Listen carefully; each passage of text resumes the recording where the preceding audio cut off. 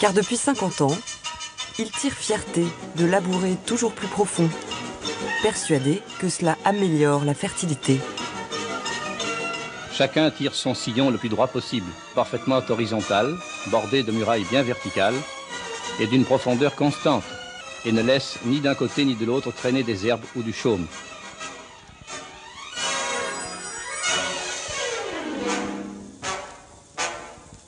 L'industrialisation de l'agriculture est alors vécue comme un grand progrès. L'arrivée des engrais et des pesticides augmente spectaculairement les rendements. La production est rationalisée en regroupant les parcelles. Et pour cela, d'énormes titans tels que bulldozers et pelles mécaniques défoncent le sol, arrachent les racines et les souches, et grâce à ces techniques ultramodernes, les arbres qui gênaient les communications sont abattus en quelques instants. En France, le remembrement commence dans les années 60.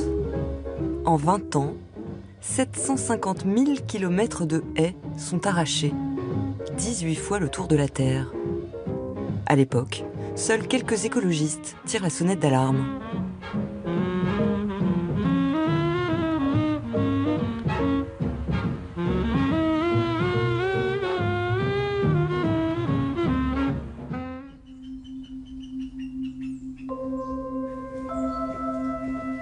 Jean-Christophe Bady fait partie des repentis de l'agriculture conventionnelle.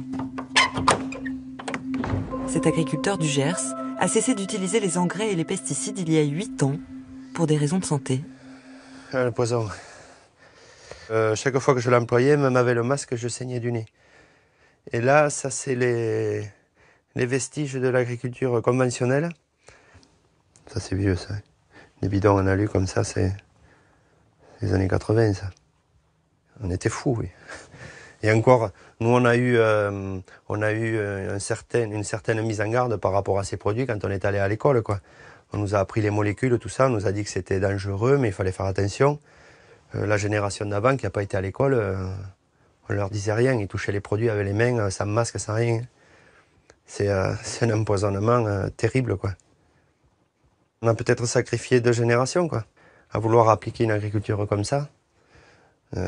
C'est un truc de dingue. Pour enrichir son sol, Jean-Christophe a alors cherché des méthodes alternatives à la chimie. Il y a 3 ans, il a opté pour l'agroécologie préconisée par Claude et Lydia Bourguignon. Plus aucun labour et une couverture végétale permanente de la terre. Alors aujourd'hui, je vais semer, ça c'est du radis fourragé. C'est une crucifère. En gros, ça va remplacer tout ce qui est travail du sol. La charrue, les outils à griffes, éventuellement le décompacteur. C'est une racine pivotante très puissante. Et à côté, ça je vais l'enterrer, c'est de la févrole. Ça va remplacer tout ce qui est les engrais. Voilà, c'est-à-dire que ces plantes-là sont capables de fixer l'azote de l'air et le remettre dans les racines. Et elle libérera l'azote dans le sol. Voilà, donc avec ça, je remplace beaucoup d'outils et d'engrais chimiques.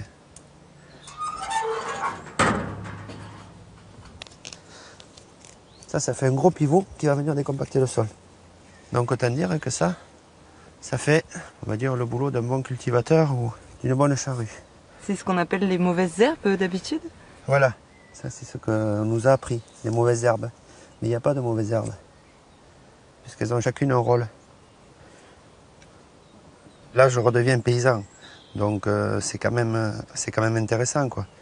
On pourrait presque dire jardinier, puisqu'on travaille avec toutes ces botaniques, toutes ces fleurs, toutes ces plantes. Moi, cette terre, je l'aime, quoi. On lui donne de l'amour et elle nous rend des plantes. Donc, on vient de là, on repartira là, et ainsi la vie est faite, quoi.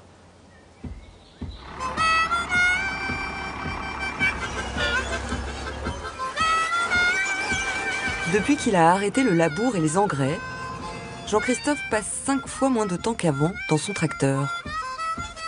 Et 5 fois plus à arpenter ses parcelles pour observer ses plantes. Pour lui, les couverts végétaux ont sauvé son exploitation. Le couvert végétal, c'était pour pallier à un problème d'érosion. Comme c'est une région assez vallonnée, chaque fois qu'il pleuvait, on retrouvait tout ça ou dans les rivières, les ruisseaux, les lacs, les mares. Voilà, donc on perdait la terre fertile. Je ne perds plus de terre, je commence à reconstruire. Voilà. Donc ça va pas vite, ça va pas aussi vite que démolir, mais je ne perds plus mon sol. Pour l'instant, les agriculteurs convertis aux couverts végétaux sont encore rares. En France, il serait 3000 environ, 1 sur 200 seulement.